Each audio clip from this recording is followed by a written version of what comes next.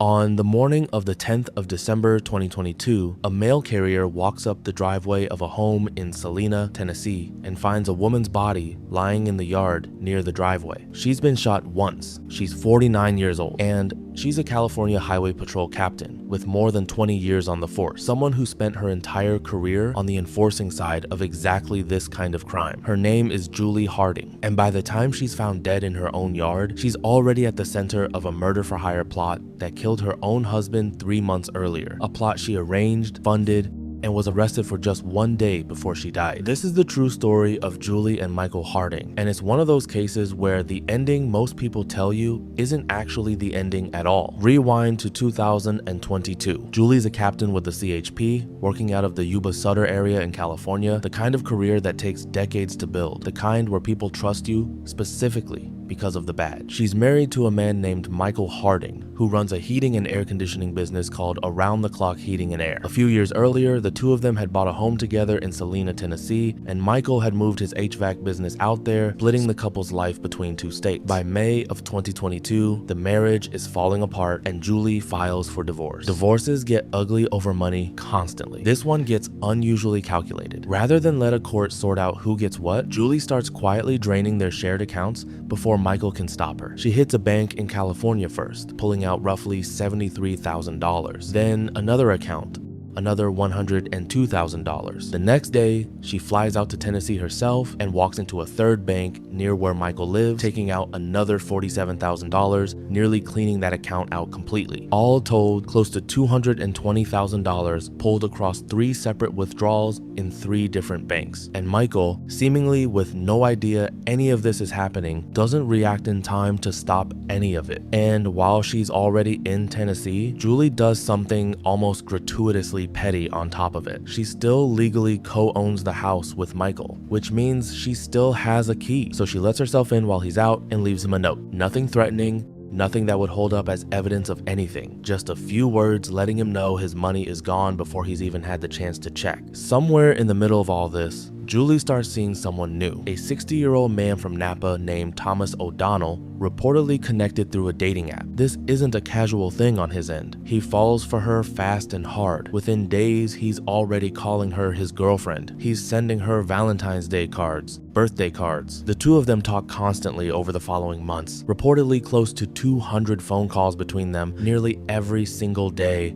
The kind of pace that looks less like a new relationship easing into something and more like a man completely consumed by one. And at some point in all that talking, Julie asks him for something considerably bigger than a relationship commitment. She asks him to kill her husband. And astonishingly, given how briefly they'd actually known each other, he agrees. O'Donnell buys a prepaid burner phone and flies out to Tennessee. His plan is methodical, almost businesslike. Find a vacant property near where Michael lives, lure him there under a false pretense, and shoot him once he arrives. He checks into a hotel room and spends time on his laptop scrolling through vacant listings until he finds one that works across the state line in Burkesville, Kentucky, close enough to reach easily, but just far enough to feel like unfamiliar territory to anyone investigating later. He calls up the real estate agent handling the listing, poses as a fellow realtor who wants to bring a buyer through, and talks her into handing over the lockbox code. She has no reason to doubt him. He sounds exactly like what he's pretending to be. Then, using the burner phone, he calls Michael directly and tells him there's an HVAC emergency at the property. Here's the detail that makes the whole ruse land so easily. Michael actually runs an HVAC repair business. A call like this isn't remotely suspicious to him. It's just another Tuesday, just another customer with a broken unit. He texts back that he's 35 minutes out. O'Donnell tells him no rush, take your time. Michael drives over. The two of them walk into the empty house together like it's any other job. And once they're inside, O'Donnell pulls out a gun and shoots him multiple times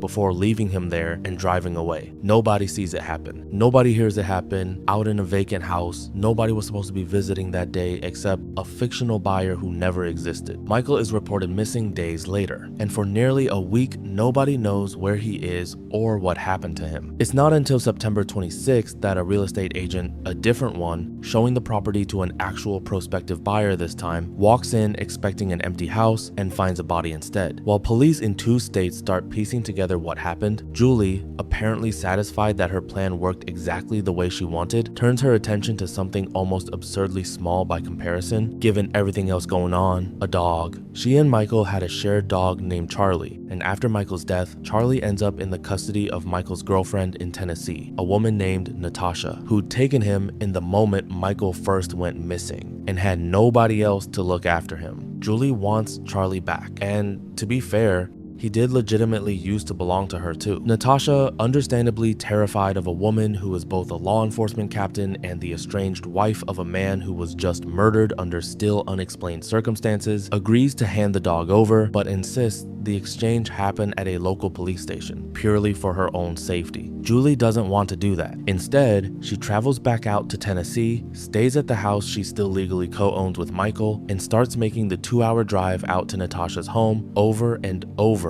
to stalk her directly instead of just showing up once for a handoff. Eventually, on a day Natasha isn't home, Julie walks straight up to the front door, caught clearly, start to finish, on Natasha's own Ring camera, finds it unlocked, lets herself in, and simply takes the dog and leaves. Natasha comes home, notices Charlie's gone, checks the doorbell footage, and immediately knows exactly who did it. She files a police report, which gets complicated fast, since she technically already agreed to give the dog up anyway. But it doesn't stop there. Julie isn't finished. She still has access to a Netflix account Michael used to share with Natasha, logs in, and changes Natasha's profile picture to a photo of a monkey, a strange, almost gleeful bit of pettiness to bother with in the middle of an active murder investigation into her own husband's death. Natasha reports that too, this time specifically for harassment. That pettiness ends up being part of what connects everything else. Investigators looking into Michael's murder start tracing the burner phone used to lure him to the vacant house, and they find something telling. That phone shows up in the exact same locations across multiple states as O'Donnell's own personal cell phone, over and over again, almost never apart. 2 phones moving in perfect sync, one of them supposedly belonging to a stranger who called about an HVAC repair. At the same time, a completely separate set of investigators looking into Julie's increasingly contentious divorce turn up the massive bank withdrawals. 3 accounts, 3 banks, roughly $220,000, all drained in the space of a couple of days, right around the time her husband disappeared. And running alongside both of those threads is Natasha's growing paper trail. The stalking reports, the stolen dog caught clean on camera, the hacked Netflix account. None of it, on its own, proves Julie arranged a murder. But stacked together, it's more than enough for investigators to move on her for something. On December 8th, O'Donnell is arrested at Sacramento International Airport, more than 2,000 miles from where the murder actually happened, brought in on a warrant tied directly to Michael's death. The next day,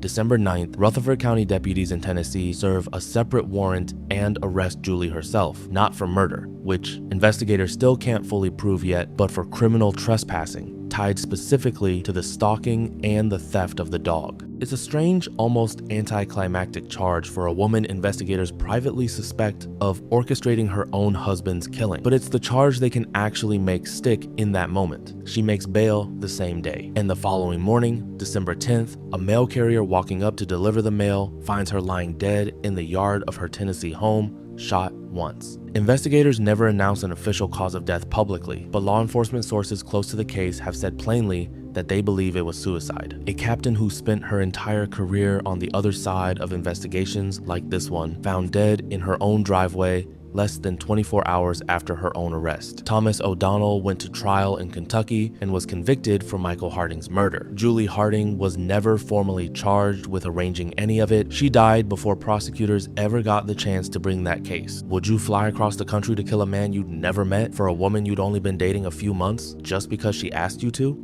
Subscribe for more true stories.